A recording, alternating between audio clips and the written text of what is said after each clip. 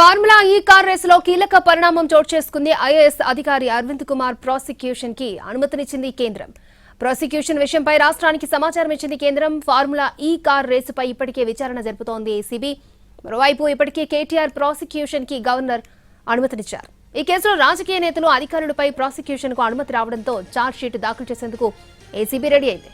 పూర్తి వివరాలను మా crime input editor Ramesh Vaitla మనకు అందిస్తారు. రమేష్ వైట్ల, అయితే ఫార్ములా ఈ కార్ రేసు కేసులో అసలు కీలక పరిణామం చోటు చేసుకుంది. ఇప్పటివరకు ఏసీబీ ఛార్జ్ షీట్ దాఖలు చేయాలంటే అందులో ఏదైతే ఐఏఎస్ అధికారి సీనియర్ ఐఏఎస్ అధికారి అరవింద్ కుమార్ సంబంధించిన ప్రాసిక్యూషన్ సంబంధించి కేంద్రం ఇప్పటివరకు పెండింగ్ లో పెట్టింది. అయితే ఏసీబీ ఈ మేరకు ఒక లేఖ రాసి ప్రాసిక్యూషన్ అనుమతి కోసం కోరడం జరిగింది. అయితే దీనికి సంబంధించి దాదాపు ఒక 6 నెలల నుంచి కూడా అటు ఏసీబీ అధికారులు వెయిట్ చేస్తున్నారు. అయితే ఇప్పటికే ఈ కేసులో కీలకంగా ఉన్న కేటీఆర్ కు సంబంధించి గవర్నర్ ప్రాసిక్యూషన్ కి అనుమతి ఇవ్వడం జరిగింది. మరోవైపు దీంట్లో చూస్తే అటు అరవింద్ కుమార్ సంబంధించిన ప్రాసిక్యూషన్ అనుమతి వచ్చిన తర్వాతనే ఛార్జ్ షీట్ దాఖలు చేసే అవకాశం ఉంటుంది. ఈ నేపథ్యంలో చూస్తుంటే ఇప్పుడు అటు కేంద్రము అరవింద్ కుమార్ సంబంధించిన ప్రాసిక్యూషన్ కు అనుమతి ఇచ్చినట్టుగా సమాచారం ఉంది. ఆ సమాచారాన్ని ఇప్పటికే కేంద్రం రాష్ట్ర ప్రభుత్వానికి చేరవేసింది.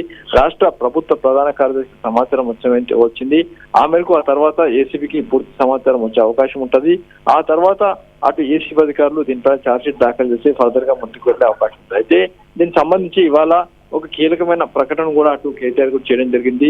ఏసీబీ అధికారులను పలుమార్లు విచారించారు. అవసరమైతే నోటీసులు ఇస్తే మళ్ళీ వెళ్తానని కూడా చెప్పడం జరిగింది. ఆ నేపథ్యంలో ఇవాళ చూసినట్టయితే ఇవాళ ఒక కీలక పరిణామం చోటు చేసుకుంది. కేంద్రం అరవింద్ కుమార్ ప్రాసిక్యూషన్ ఇచ్చిన నేపథ్యంలో తిరిగి ఏదైతే ప్రాసిక్యూషన్ ఇచ్చిన నేపథ్యంలో ఛార్జ్ షీట్ దాఖలు చేసేందుకు ఏసీబీ పూర్తిగా సిద్ధపడుతుంది. ఏసీబీ ఛార్జ్ షీట్ దాఖలు చేస్తే అందులో మరిన్ని విషయాలు వెలుగులోకి వచ్చే అవకాశం అయితే కనబడుతుంది. ఇప్పుడైతే ఈ కేసులో ఎవరైతే ప్రాసిక్యూషన్ అనుమతి పెండింగ్ లో ఉన్నాయో అందరికి సంబంధించిన ప్రాసిక్యూషన్ అనుమతి రావడంతో ఏసీబీ మాత్రం ఛార్జ్ షీట్ దాఖలు చేసినందుకు ముందుకు వెళ్తుంది. ఓకే రమేష్.